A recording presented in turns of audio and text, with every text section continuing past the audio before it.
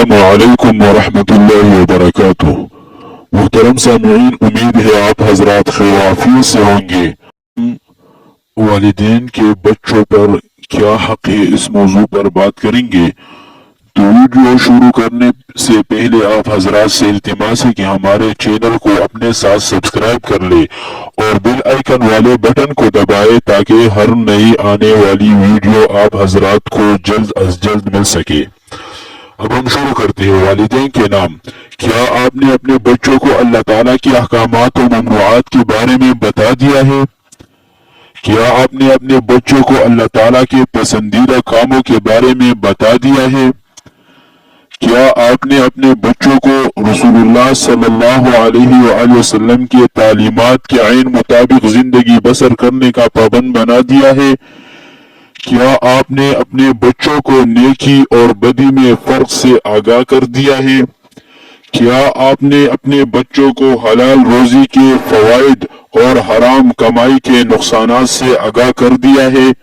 کیا آپ نے اپنے بچوں کو ناانصافی، دوسروں کی حق تلفی، دوسروں کے مال پر نگاہ رکھنے، دوسروں کی تذلیل کرتے اور دوسروں پر ظلم اور جبر کرنے جیسے گناہوں سے باز رہنے کے لیے تیار کر دیا ہے؟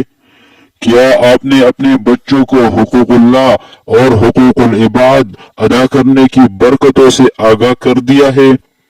کیا آپ نے اپنے بچوں کو آخرت کی ابدی نعمتوں کے بارے میں آگاہ کر دیا ہے؟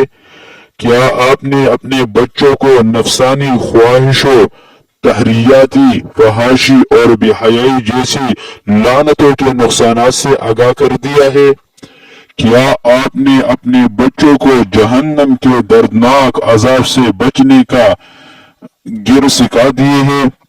اگر آپ نے ان باتوں سے غفلت کی ہے تو فوراً یہ تمام تعلیمات اپنے بچوں تک پہنچائیے، اپنی ذمہ داری نبھائے، اللہ تعالیٰ کی خوشنودی حاصل کرنے کے لیے دنیاوی معاشرے کو بہترین بنانے میں اپنا کردار ادا کرے اور اپنے بچوں کو آخرت میں سنوار دے اور اپنے بچوں کی آخرت کو بہترین بنا دے اور اپنے بچوں کو یہ تمام باتیں بتا دے۔